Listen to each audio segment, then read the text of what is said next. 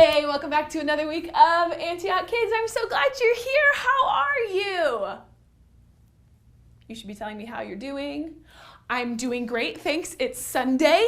I've had a great week and I am ready to worship. So you guys can go ahead and stand up. Let's stretch it out. Let's go to the right first. Come on. All the way out to your fingers. To the left. All the way out to your fingers. To the ground. All the way down to your toes. All right. I have invited Danny and Lexi back to help us worship today. Give it up for Danny and Lexi.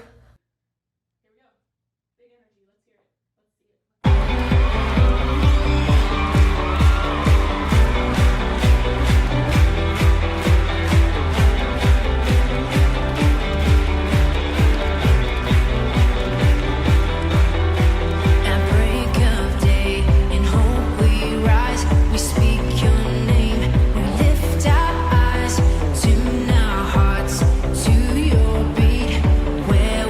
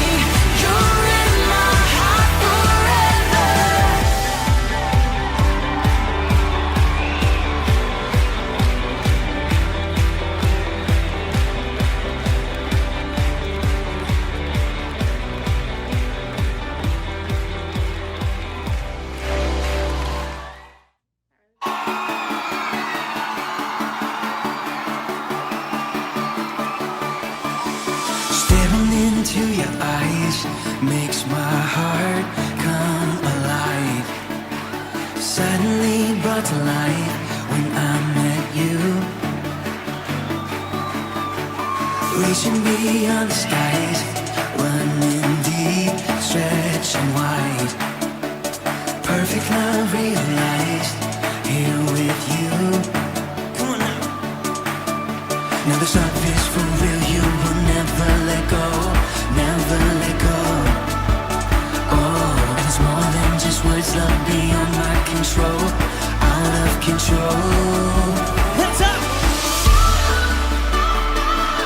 This is real love. This is real love. Say this is real love. This is real love. Oh.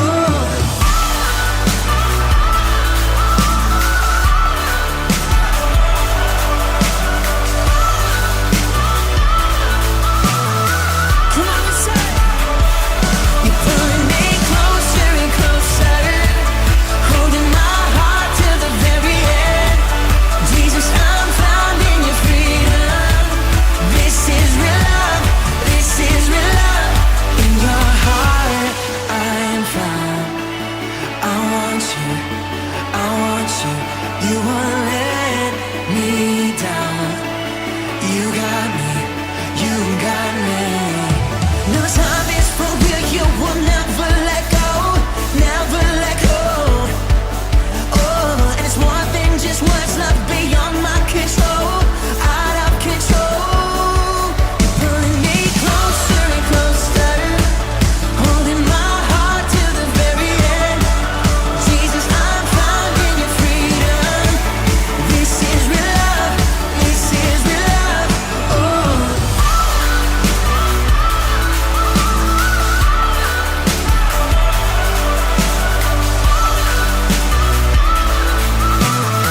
Come on, y'all. You're pulling me closer and closer, holding my heart till the very end. Jesus, I'm found in your freedom. So this is real love. This is real love. Oh.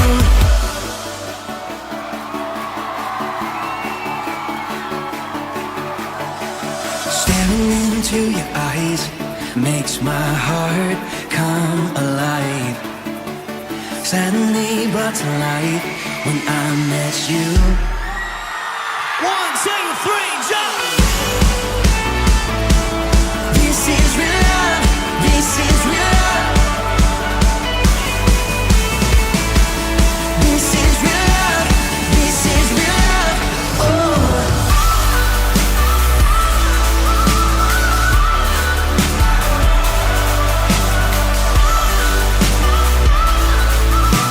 One more time, we say. You're pulling me closer and closer, holding my heart till the very end. Jesus, I'm found in your freedom. This is real love. This is real love. This is real love.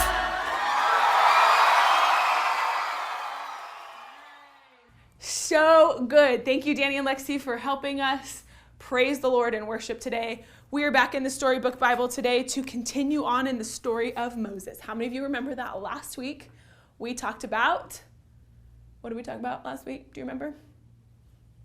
If you said the 10 Commandments, you would be right. So let's continue on. It says this. This is one of those pages that doesn't have any pictures. It says, God's rules and laws were perfect, but God's people were not. They wanted to obey the laws, they wanted to live holy lives, but still they made bad choices and did the wrong things. When they thought God had left them, they made their own god, a calf made out of gold. God was very angry, but when the people said they were sorry, God forgave them.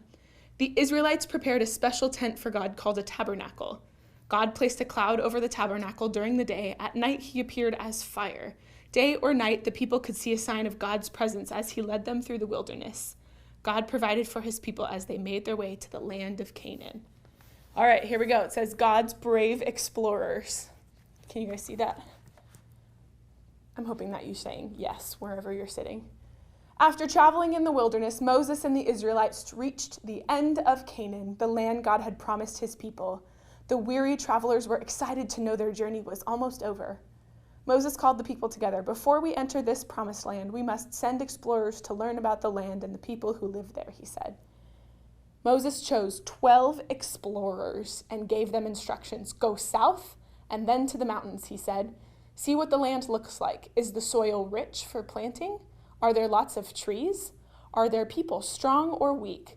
What are the towns like? Are they open like camps, or do they have walls? The 12 explorers packed up and off they went. They searched and looked and investigated for 40 days. Then they returned to Moses with a report. The land is awesome, said the explorers. The soil is good for planting. Just taste these wonderful fruits we found. Grapes, pomegranates, and figs. They shared their treasures with the people. The Israelites couldn't wait to enter the land. Excitement grew among the people. Look at all those fruits. Yum. All right, let's see what happens. But when Moses asked about the Canaanites who lived in the new land, the explorers began to disagree. 10 were fearful and told the others, we can't go there. The cities are huge and they have tall walls around them. The people are big and strong. Some are as big as giants. They will kill us if we try to take their land, they cried. The fears of the 10 explorers quickly spread through the camp.